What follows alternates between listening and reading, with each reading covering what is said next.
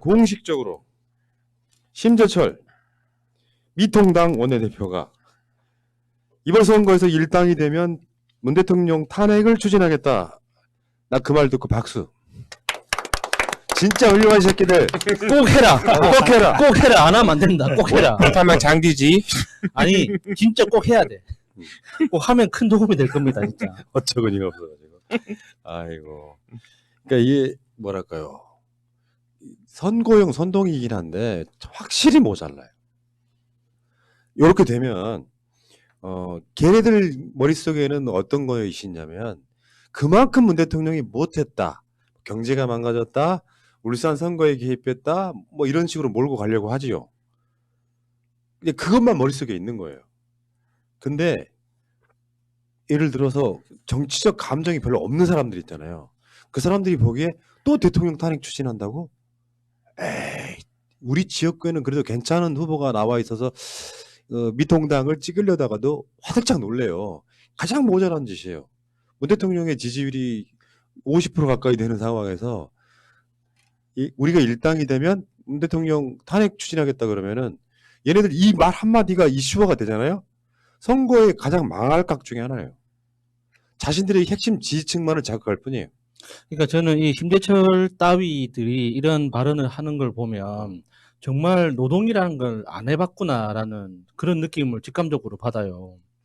이게 공사판이나 농사 현장, 안 그러면 뭐 이렇게 산림 벌채나 이런 이게 노동 현장에서 일을 해보면 내가 가진 도구를 가지고 내가 부러뜨리거나 잘라야 할 그 상대 재료가 어느 정도 강도를 가지고 있는지 내가 알아야지 그 도구를 가지고 안전하게 일을 할 수 있거든요.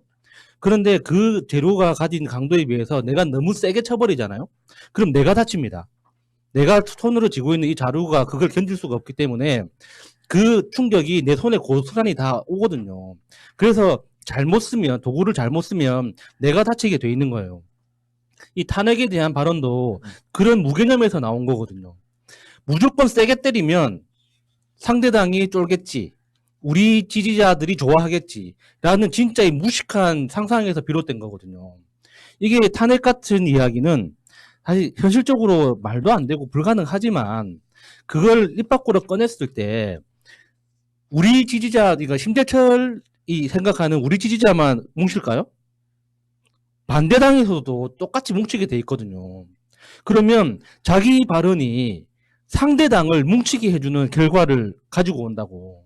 진짜 무식한 짓이에요. 심재철이 공천 확정된 의원은 아니잖아요. 그렇죠?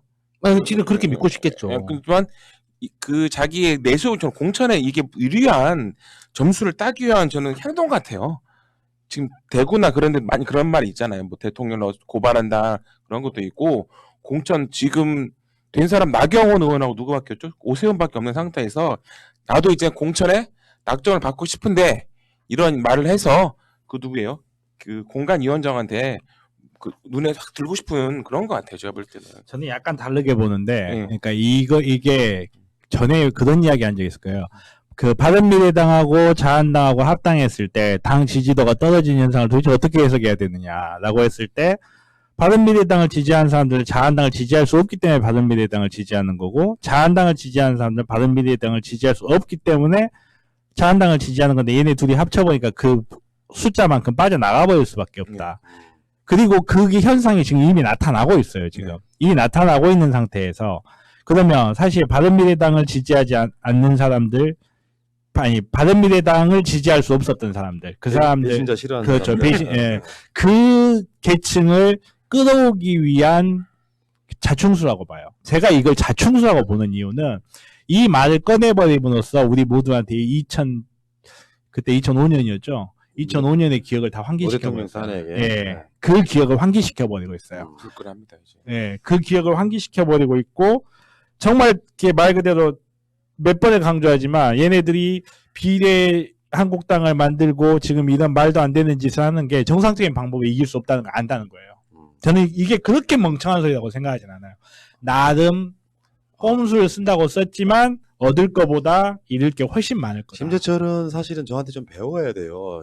이 선거 전략 같은 거는 그런 식으로 해서 선을 확실하게 끊어놓으면 대한민국 사람들 뿐만 아니라 전 세계적으로도요. 논란이 있을 뿐이지 잘하는 대통령 탄핵한다는 소리를 들으면 화들짝 놀라서 못 찍는다니까요. 그러니까 자신들을 지지층한테 호소를 하죠. 그러니까 예를 들면 이런 거예요. 주위에 소리를 균형 있게 못 듣는 거예요. 그래서 한쪽의 소리만 듣다 보니까 우리가 문 대통령 탄핵할 테니까 밀어주세요 했는데 그게 30%야. 30%가 투표해서 문 대통령 탄핵할 수 있습니까?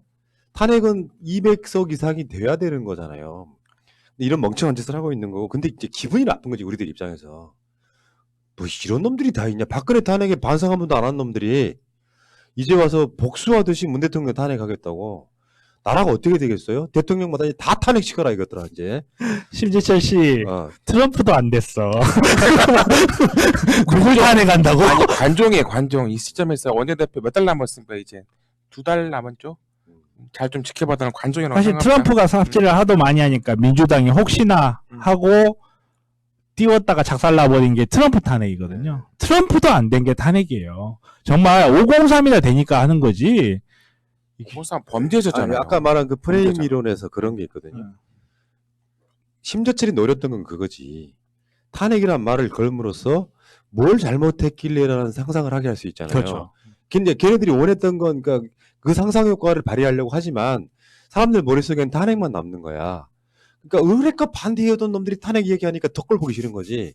평상시 때 잘해왔던 사람들이 어느 날 갑자기 확 돌아서면서 그러니까 진중권 같은 배신자들이 파급력이 큰 이유는 진중권도 문재인 정부 싫다고 했다라고 똑같은 거거든요.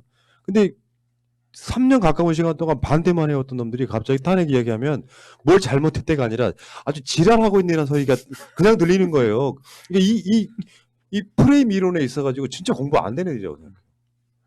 자, 그 얘기는 여기까지 하겠습니다.